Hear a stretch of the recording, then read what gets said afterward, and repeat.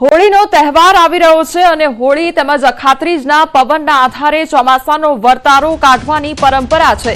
હવામાન નિષ્ણાંતો હોળી પ્રગટ્યા બાદ પવનની દિશાના આધારે આવતું ચોમાસું કેવું રહેશે તેનો વર્તારો કાઢતા હોય છે અને જો કે જૂની પદ્ધતિના જાણકારો હાલ ઓછા છે, પરંતુ આપ પણ ઘરે બેઠા આ ટેકનિકનો ઉપયોગ કરીને વર્તારો કાઢી શકો છો। હવામાન નિષ્ણાંત અંબાલાલ પટેલે હોળીની દિશાના આધારે ચોમાસાનો વર્તારો કાઢવાની ટેકનિક બતાવી છે।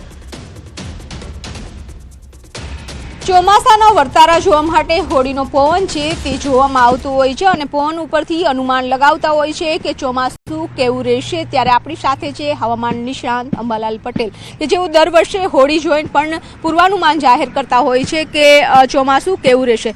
કાકા, હોળીનો જે પવન જોવામાં આવે છે કે આ વખતની જે હોળી છે તેનો પવન કેવો રહેશે?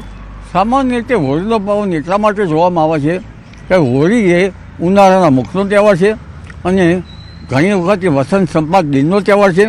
આ વખતે જોવા જઈએ તો હોળી ઉપર લગભગ સાંજે હોળીનો પવન જોવાતો હોય છે, સૂર્યાસ્ત પછી 96 મિનિટ ત્યાં સુધી।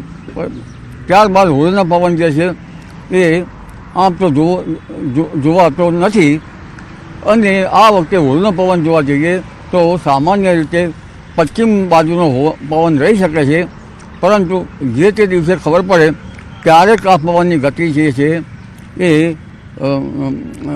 આ વખતે વારંવાર હવામાનમાં પલટા આવી રહ્યા છે, એટલે ઉત્તર પૂર્વથી ક્યારેક વાયવ્ય ભાગમાંથી જઈ શકવાની શક્યતા છે અને ક્યારેક નૈઋત્યમાં પણ જવાની શક્યતા રહેશે।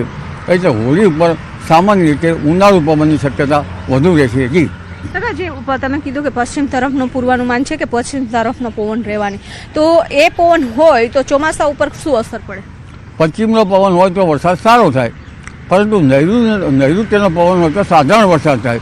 એટલે આ વખતે હોળીનો પવન તો ત્યારે જ ખ્યાલ આવશે, પરંતુ સામાન્ય રીતે ઉનાળાનો પવન રહેવાની શક્યતા છે। જી તો કાકા, હોળીનો જે પવન જોવાનો સમય છે એ કેટલા વાગ્યાથી કેટલા વાગ્યા સુધી છે તે જોવામાં આવતો હોય છે? હોળીનો પવન સૂર્યાસ્ત પછી 96 મિનિટ સુધી જોવામાં આવતો હોય છે અને આ પવન જે છે એ પવન ત્યારબાદ ઘણી વખત પવનો જોતા હોય છે, પરંતુ પવનની ગતિવિધિ 96 મિનિટ સુધી જોવાનું પરંપરાગત જે વર્ષા વિજ્ઞાન છે તેના ઉલ્લેખથી આપણે આ અનુમાન કરીએ છીએ। બિલકુલ, તો હોળીનો જે પવન છે હોળીના દિવસે જ ખ્યાલ આવશે, પરંતુ અનુમાન છે કે પશ્ચિમનો પવન રહી શકે, પરંતુ જ્યારે હોળી પ્રગટે સૂર્યાસ્ત થાય અને ત્યારબાદ 96 મિનિટ સુધી પવનની દિશા છે જોવામાં આવતી હોય છે અને ત્યારબાદ પૂર્વાનુમાન લગાવતા હોય છે। કેમેરામેન હિરેન શાહ સાથે વિપુ પટેલ, ન્યૂઝ 18 ગુજરાતી, ગાંધીનગર। સમાચારોમાં આગળ વધીએ તે પહેલા રોકાઈશું એક બ્રેક માટે।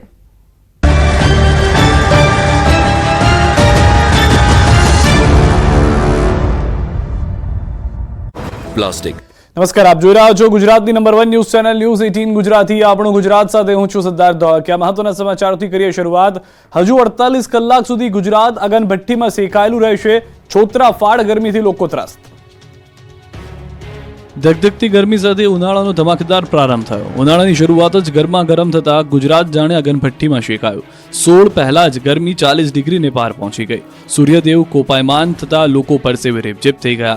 રાજ્યના 8 શહેરમાં તાપમાનનો પારો 40 ડિગ્રીને પાર પહોંચી ગયો। 42 ડિગ્રી તાપમાન સાથે ભુજ સૌથી ગરમ શહેર રહ્યું, તો સુરતે અમદાવાદની સાઈડ કાપી। સુરતમાં 41.8 ડિગ્રી તાપમાન, રાજકોટમાં 41.7 ડિગ્રી, ડાંગમાં 41.6 ડિગ્રી, અમદાવાદ અને ગાંધીનગરમાં 40.4, નલિયામાં 40.2 અને વડોદરામાં 39.8 ડિગ્રી તાપમાન નોંધાયું। હજુ 48 કલાક સુધી ગુજરાત અગનભઠ્ઠીમાં શેકાયેલું રહેશે। હવામાન વિભાગે આગાહી કરી છે કે ઉત્તર પૂર્વથી પૂર્વના પવન ફૂંકાતા 48 કલાક સુધી ગરમી ભૂક્કા બોલાવશે। રાજ્યમાં સામાન્ય કરતાં 5 થી 8 ડિગ્રી તાપમાન ઉચકાશે, એટલે હીટવેવની આગાહી કરી છે। રાજ્યના કેટલાક ભાગોમાં સિવિયર હીટવેવનું એલર્ટ આપ્યું છે।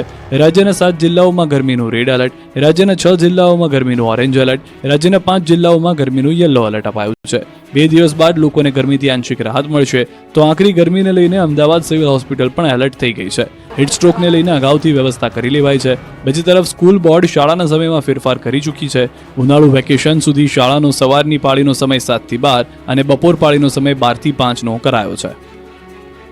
आने वाला दिन में अगले 2 दिन तक जो उच्चतम तापमान में हम लोग हीट वेव वार्निंग दिए हैं। पहला दिन जो है उधर 11 तारीख जो है आज का सीवियर हीट वेव के लिए सौराष्ट्र बोथ गुजरात रीजन दोनों के लिए दिया गया है। और जो डे 2 में मतलब 12 तारीख के लिए 12 मार्च को उसमें हीट वेव वार्निंग दिया गया है दोनों रीजन के लिए। વડોદરા અમદાવાદ એક્સપ્રેસ હાઈવે પર નડિયાદ નજીક કેમિકલ ભરેલી ટેન્કર અચાનક રેલિંગ તોડીને ઊંડા ખાડામાં પડી ગઈ હતી। ટેન્કર પડતાની સાથે જ મોટો બ્લાસ્ટ થયો હતો। બ્લાસ્ટને કારણે કેમિકલ લીક થયું હતું અને ધુમાડાના ગોટે ગોટા ઉડ્યા હતા। આ ધુમાડો 2 કિલોમીટર દૂરથી જોઈ શકાતો હતો। અકસ્માતની જાણ થતાં જ ફાયર બ્રિગેડ, પોલીસ અને હાઈવે ઇમરજન્સી પેટ્રોલિંગની ટીમ તાત્કાલિક ઘટના સ્થળે પહોંચી ગઈ હતી। ફાયર બ્રિગેડની ટીમે પાણીનો મારો ચલાવીને પરિસ્થિતિને કાબૂમાં લેવાનો પ્રયાસ કર્યો હતો। અકસ્માતમાં ટેન્કર ચાલકને ઇજાઓ થઈ હતી, તેને તાત્કાલિક બહાર કાઢીને નડિયાદ સિવિલ હોસ્પિટલમાં સારવાર માટે ખસેડવામાં આવ્યો છે। આ દુર્ઘટનામાં ટેન્કર સંપૂર્ણપણે નષ્ટ થઈ ગયું હતું। અકસ્માત વડોદરાથી અમદાવાદ તરફના લેન પર થયો હતો। આ ઘટનાને કારણે હાઈવે પર ભારે અફરાતફરી પણ મચી ગઈ હતી। હાસ્ય કલાકાર હકાભા ગઢવીની બહેનને રાજકોટ સિવિલમાં 5 કલાક સુધી સારવાર ન મળતા હોબાળો, તંત્રએ આક્ષેપો નકાર્યા। હોસ્પિટલમાં હાસ્ય કલાકાર હકાભા ગઢવીને કડવો અનુભવ થયો। તેમના બેનને કલાકો સુધી હોસ્પિટલમાં સારવાર ન મળતા સિવિલ હોસ્પિટલમાં લાલિયાવાડી ચાલતી હોવાનો આક્ષેપ।